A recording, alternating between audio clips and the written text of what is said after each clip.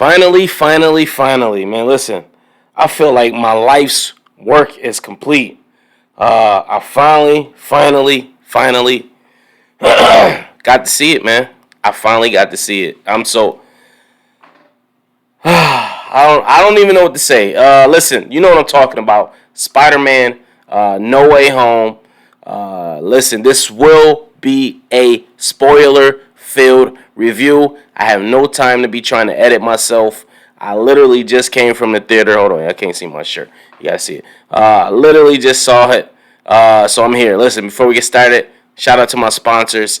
Future Trillionaire Clothing, IamTrill.com is the website. Wear something today that your future self will thank you for. Go over there, enter the promo code Abstract. You get 10% off your order, free shipping. Holla at your boy, support your channel. Cash App below if you want to support as well. And you hit the thanks button. But listen, and none of my subscribers, yeah, come on. You can give me $5, $2, something. Hit the thanks button, man. I'm working hard over here. But anyway, let's talk about it, man. Like you've been warned, spoilers. Oh man, there's so much to unpack from this movie, man. Definitely the best Marvel Spider-Man movie that they made thus far. Let's get that out the way. Marvel is definitely up there with the top Marvel movies as well. I asked the guy going into the movie, the attendant that worked there. I said, "What you get this out of a 1 to 10? What you get this?" He said a 20. So I went in with high expectations. I told you the other day something got spoiled for me, and it was the Andrew Garfield and Tobey Maguire cameos. They got ruined for me. It was popped up right on YouTube. And then, like I said, you don't even got to click the video. You know how it moves when it's on there. And I saw that he fucking came in there. I'm like, that sucks. But anyway, storyline starts off, we're reeling from the events of the last Spider-Man, Far From Home, when his identity got revealed by J. Jonah Jameson. What we don't know and what we don't see after that, or how the trailer presumes it to be, is that right after lifting off with MJ, he goes right to Doctor Strange, which isn't the case. He was actually living with people knowing this for a while, so he's getting people tossing shit at him. He's getting all kinds of hate mail, bricks thrown through his window, and then the FBI moved in and swooped him up, and they had everybody, Ned, MJ, Aunt May, Happy, and Happy and Aunt May, she broke up with him. She broke up with him right as Peter had got home, and he's trying to avoid them from finding out that his identity be revealed. I don't know why, but he got helicopters outside the window, so they wind up finding out. They try to play it off. All the neighbors are coming to the house. It's crazy. It's like pandemonium. And it's crazy. But anyway, the FBI winds up coming and swooping him, and they're trying to charge him for murder. He's trying to tell him that's not what happened. And it was, what was so weird to me, how people switched up on him that quick. And I'm like, they don't know this guy was like one of the reasons, or they forgot like he was the reason Thanos got defeated. He was one of the reasons. When they snapped and brought him back, he was in the battle of he was in that battle, and I'm pretty sure they got footage of that. So it's like so quickly they forget. And he's an Avenger. I don't know, I don't know if the Avengers are just no more they could put, but he's an Avenger. He can fight crime. They're like, oh, this mass vigilante. He got inherited stuff from Tony Stark. He got inherited the AI. Like, he's in charge of all this stuff. And which we see got pretty much taken away from him once the FBI scooped in. They took all of Stark's industries. And that makes sense in Hawkeye. We do hear him say that they shut down Stark Industries. That was kind of a pre-spoiler. And we're like, what? No, it was like, no, they shut down Avengers Tower. And we're like, when did they shut the Avengers Towers down? Or that Stark facility. He said something like that. And I'm like, oh, okay. So they kind of, they leaned in on it a little more in this movie. And so he got none of this technology. And then we see none other than Matt Murdock come and defend him. And I'm telling you, it was fucking pandemonium in the in the theater. We like, yes. And one of the guys I was with, my uncle, he never watched the Daredevil series. And I knew right then and there, he hasn't watched any of the Marvel series. And I knew from that point on, I would never go see another Marvel movie with him. He insisted that we wait to go see this, me and my brother. and he had no idea what was going on as far as everything that was leading up to him. And I just realized right then and there, he's not a true fan. He's not to be trusted, and I would probably never go see another movie with him ever again. Period. But Matt Murdock, and then when he caught that brick, he like, how did you know that? I'm like, yo, this is dope. So not only we get Matt Murdock inside the MCU, we got Wilson Fisk, and I love the fact they're not from a multi-universe; they're from the actual universe. So that's gonna be dope. It's gonna be dope seeing that. There's a lot in this movie, and but anyway, Matt might reassuring him that the case won't hold, but he does say Happy could be in some trouble, and we find out what happened to all that Stark tech that was seen in Hawkeye as well, and it's crazy because and it lets you know that this stuff took place after the events of Spider-Man. The Hawkeye does because we learn, like I said, how all the stuff, and it seems they allude that I guess Happy was selling the stuff. That's what I'm guessing for extra cash. That's what it seemed like. But anyway, they place wind up getting bombarded, and it's to the fact they have to live with Happy now. And then he lives like at a hotel or some sort. It's like a Stark. I don't know what it is. But Stark Industries get shut down.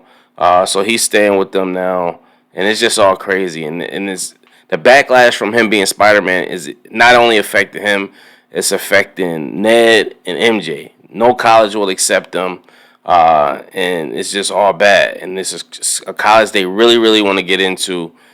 So that's when he comes up with the idea to go to Doctor Strange, as we see.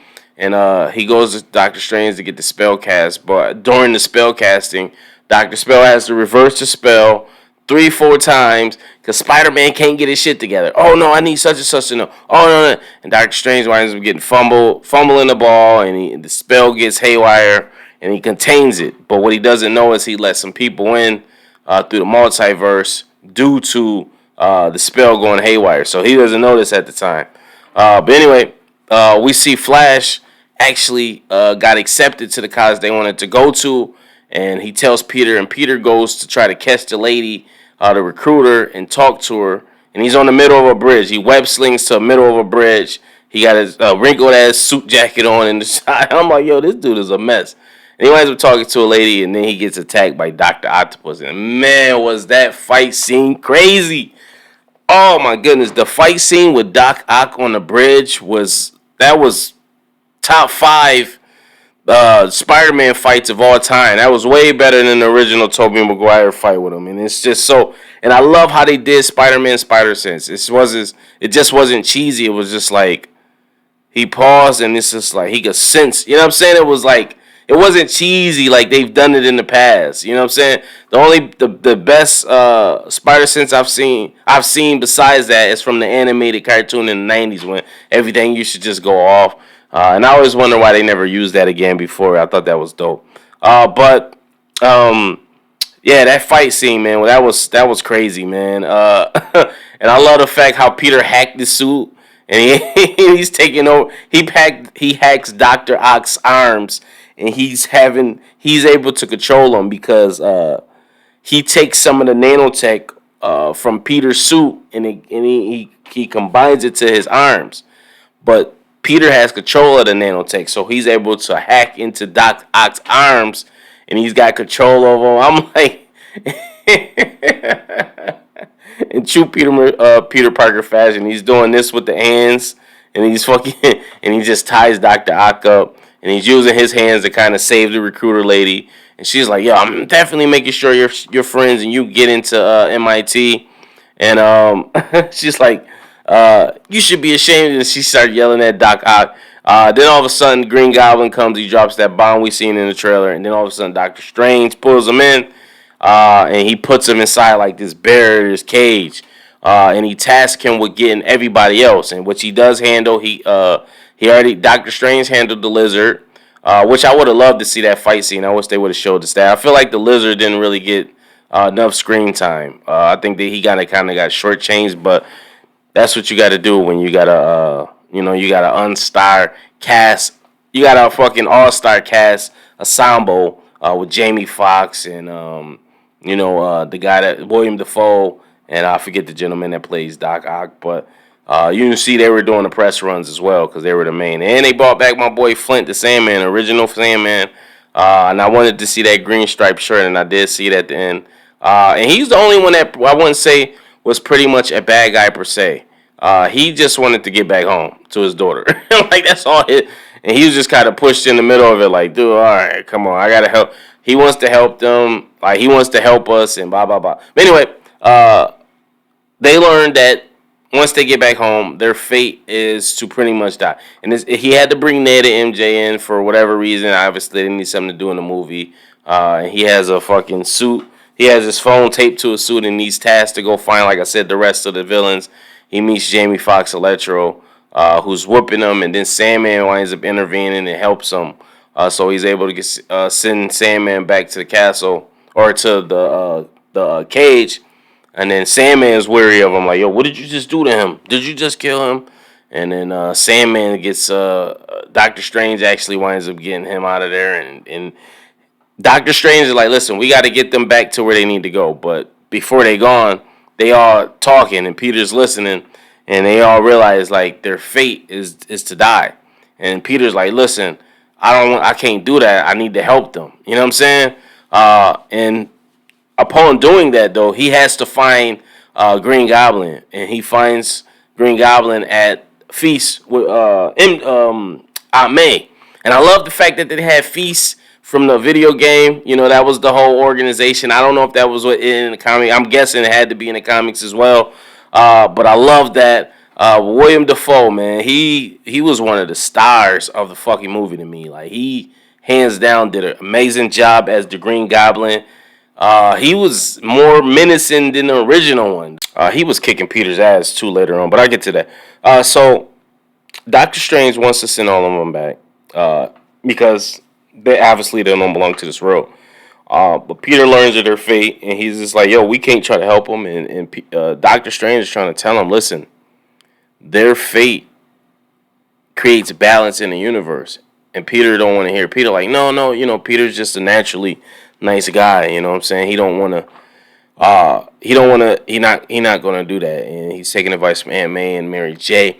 And he steals the box that has the spell in it, and him and Doctor Strange. And I thought that was a really good fight too. I love when he put him in the astral plane and had his body flowing out there. And Peter's like, am I dead? Oh my god. He's like, no, I just separated your physical. And Peter's spider reflexes are so good.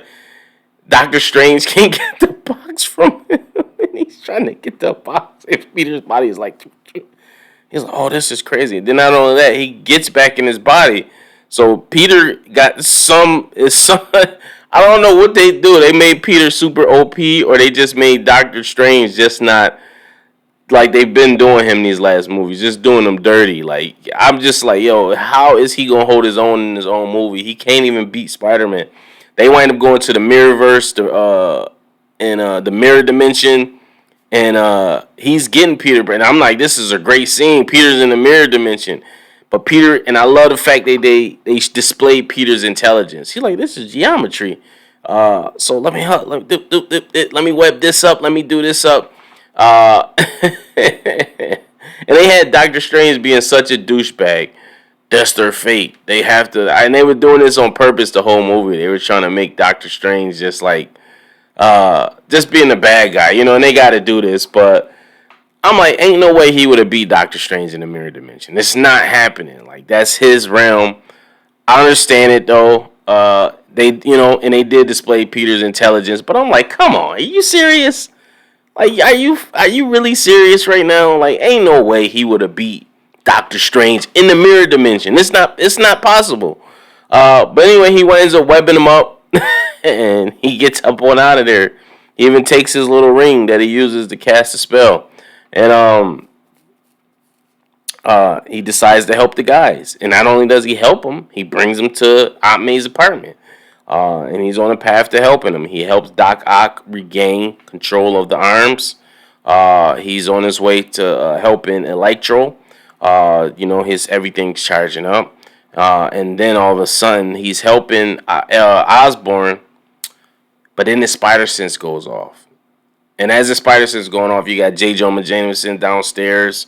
Literally decided to stay in the truck. He didn't want to come in. But he senses that the goblins not who he say you, and it's crazy because he's all looking and like, yo, what's going on? What is going like? What are you doing? What are you doing? And he fucking webs up Osborn, and he knew. Like, I love the fact that he knew who it was, and Osborn kind of spilled himself like, yeah, yeah. Like Osborn was kind of just faking the whole time. The Goblin was in charge, but he was trying to make it seem like he was helping, which I don't even know why he wouldn't even go that far because he just went to the the building and just been out. But anyway, that fight scene in the hallway in the apartment building, he was beating the hell out of Peter, dude. I was like, yo, Peter, what are you doing? Like, I was like, yo, he really that much stronger than Spider-Man? Like, I know he has superpowers too.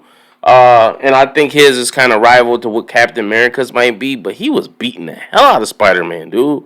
Like, just bad, bad. Him and Electro was jumping him at the same. I'm like, this is all bad, man. This is really all bad. Poor Peter, man. And then the dreadful happens, man. We lose Aunt May. I did not see that happening. Poor Marissa Tomei, man. Can we get a moment of silence for Aunt May? Yeah, man. But we lose Aunt May. That was sad, man. I didn't see that coming. I really didn't see that coming, man. I was just like, damn. Peter really ain't got nobody. I really feel bad for him because he don't have his parents. Now he doesn't have Aunt May. He lost Uncle Ben as well. So Happy is probably pretty much the only person he got, But we see Andrew Garfield. Ned knows how to work the circle and he's trying to find Peter.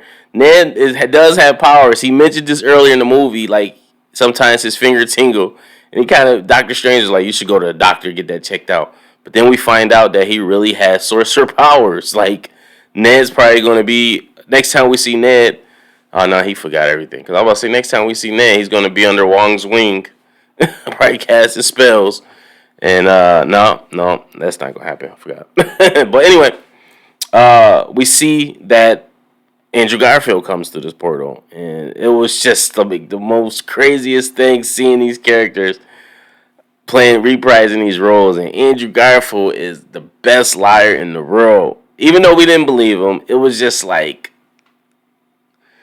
he lied to the end. He never once said, "Listen, I'm gonna be." I remember he gave a full blown statement on one of them talk shows. He said, listen, I would love to get a call. I love what they're doing, but it's just not.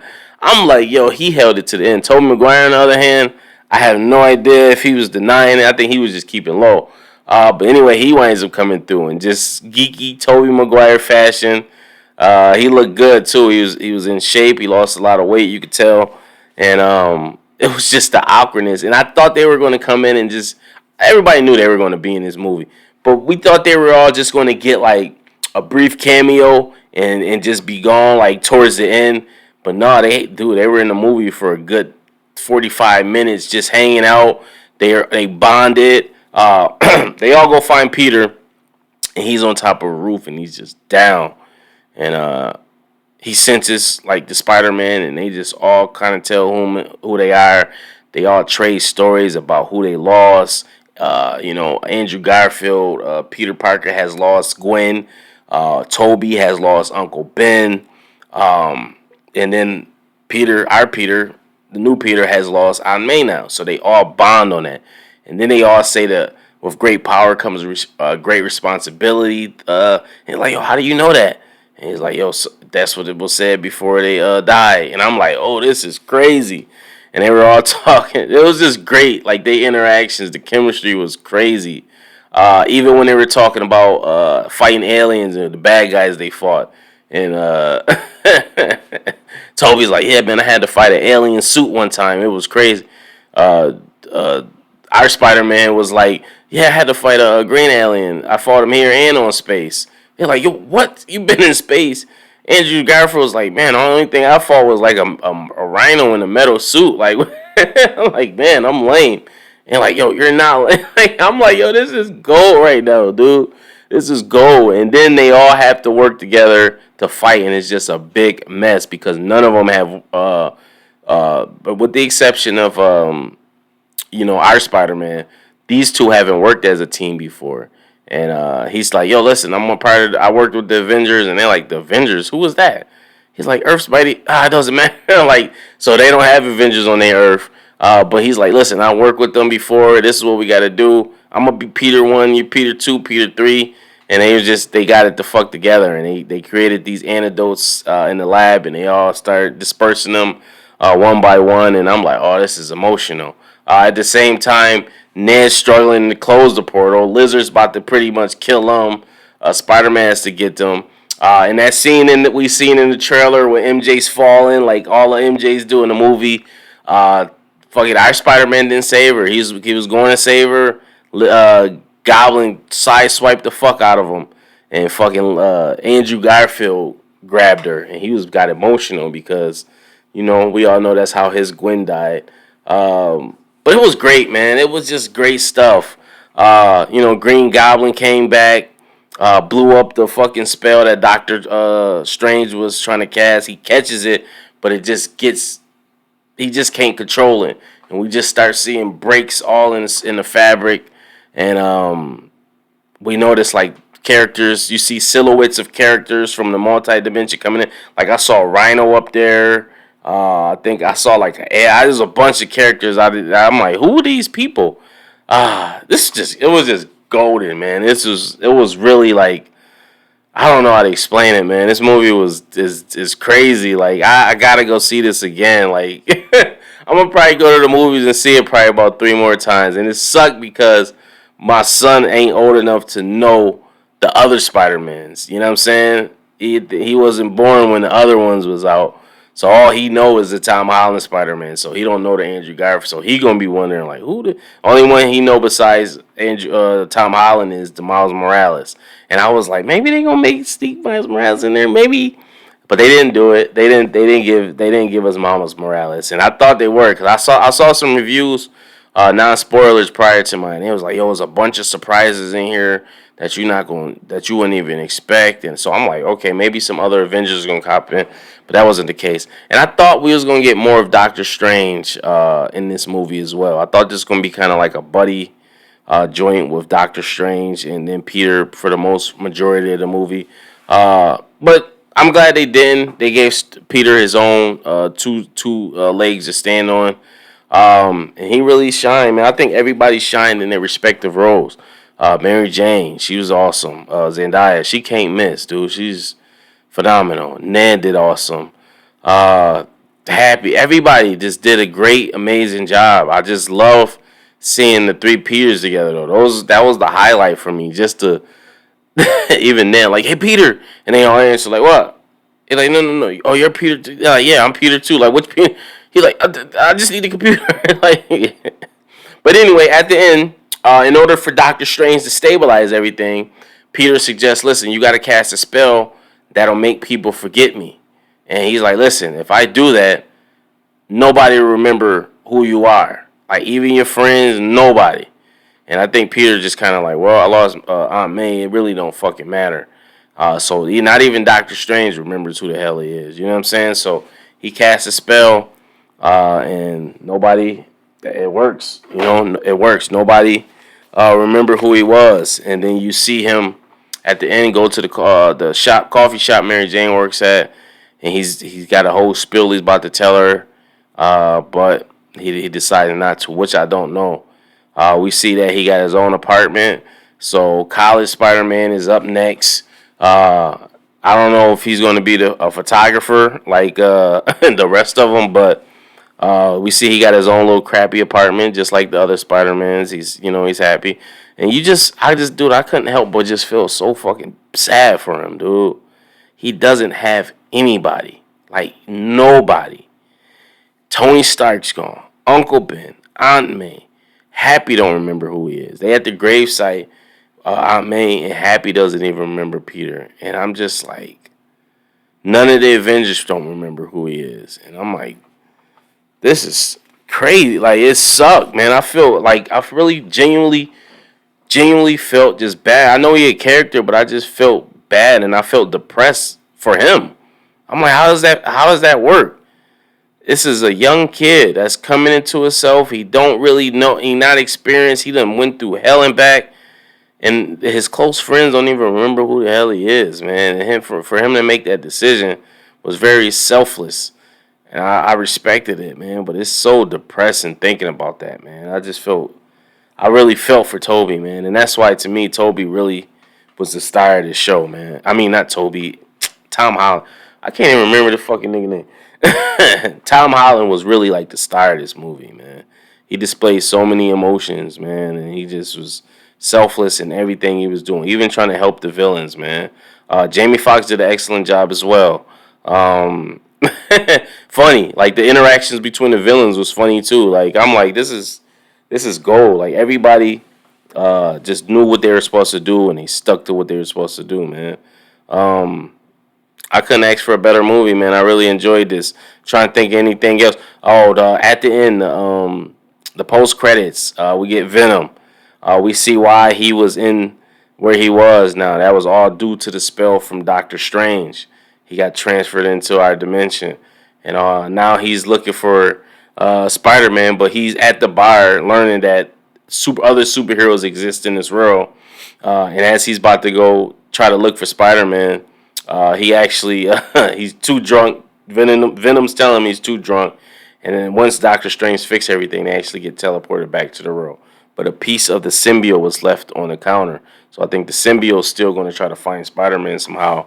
And who knows, that might get integrated into the next Spider-Man. Which probably will be just more self-contained stories. But I could see something like the symbiote happening. And that could be a big story for him. And then also you got the Doctor Strange 2 trailer, sneak peek. The Multiverse of Madness, you see him and Wanda doing the damn thing. And that looked crazy. That looked different than what I expected it to be. But maybe, who knows, maybe Loki or whatnot play more into that. I thought we were going to get Loki or something in this. I love the interactions between the villains of the Spider-Mans from their world. When Jamie Foxx was like, he seen Andrew Garfield, and I didn't realize he never knew his identity. He's like, man, I just thought you was like black or something, man. I think that would have been cool. Black Spider-Mans. Me and my brother like, yo, it is. Like, I thought that was awesome.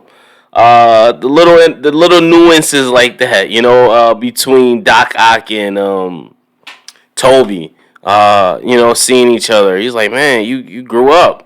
And he's still like, the power of the sun.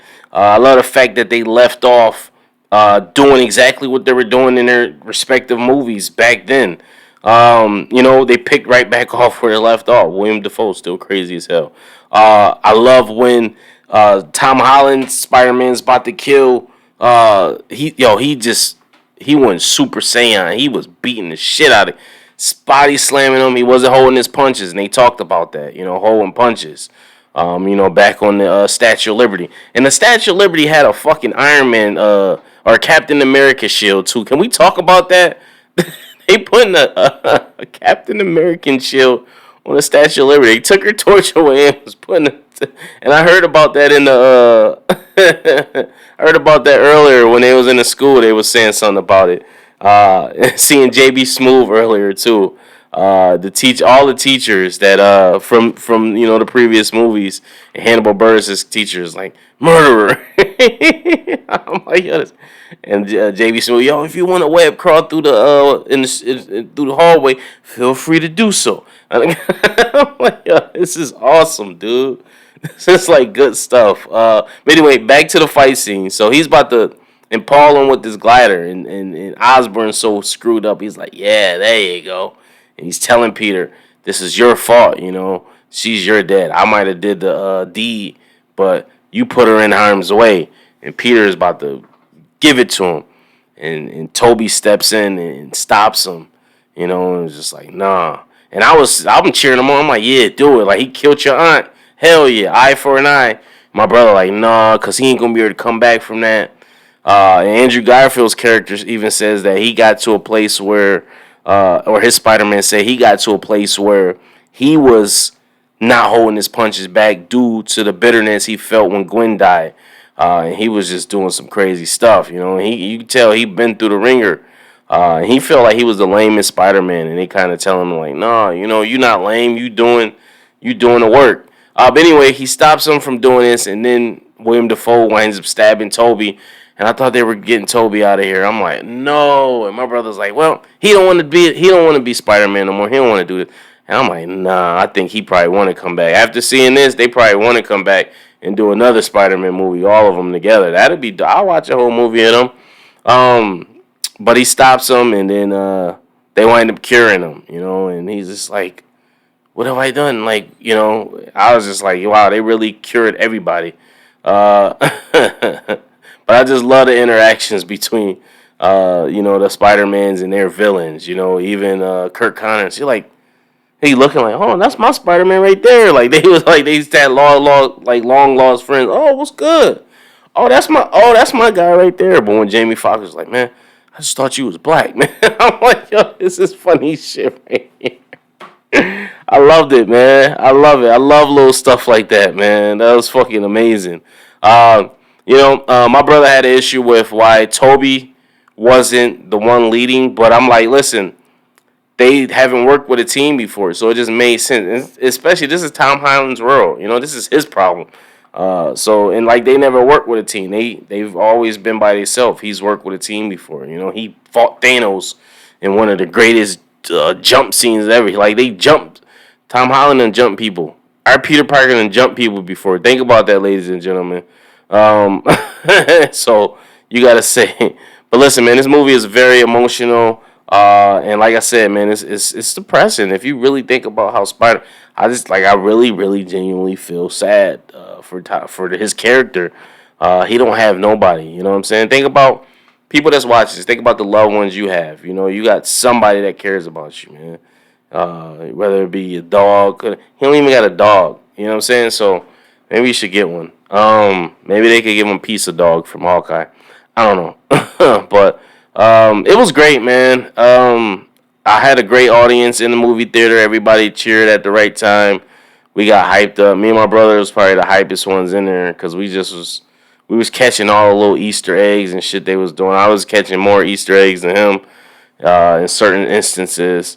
But it was great. Everybody, you know, William Dafoe stood out. Tom Holland did a great job. He stood out. I think everybody had they moments. Aside from Sandman and Lizard, they kind of fell back a little bit. But I think everybody had they knew it. They had they moments. And I think Andrew definitely deserves a third movie now. Toby should get that fourth movie. I would love to see them all together in the movie together somehow if they can make that happen. Yeah, so all in all, like I said, man, I enjoyed the movie. You know, I'm a music guy. I rate, you know, all my stuff with microphones. That's just what I do, just like how the Source Magazine used to do it. So, out of 5 mics, I'm gonna give this. I'm gonna give this a 5. I'm gonna get it. I do have my minor nitpicks with it, but I think the good outweighed the bad completely. You know, it's a little slow pacing in some parts. You know, the action scenes were good, but I don't think this was more so about action. I think this was just more about just more. It was just more, just moral compass, just you know, bringing back nostalgia. I think it was just bigger than that. You know what I'm saying? And I think they did a good job. I think they accomplished what they wanted to. Curious to see where Spider-Man is going to go from here. Hopefully, we'll get a Spider-Man Venom comedy. And I hope they just don't be corny with it because you know how this Venom is. You know he's humorous and he's cheesy, but at the end of the day he's like the anti-hero, but he is a hero. So I don't see how they would work out with them. You know, Spider-Man and Venom are just historically enemies. You know what I'm saying? But the symbiote thing is left on the counter. We'll see what happens. Post your comments below. Make sure you like, subscribe. If there's anything I left out, let's talk about it in the comments, man. You know, it's fresh on my mind, so that's why I wanted to do the review. and just let me know what you think about it. Till next time, peace, love, and prosperity. I'm in the Black Abstract. Like, subscribe, hit the notification bell. Peace.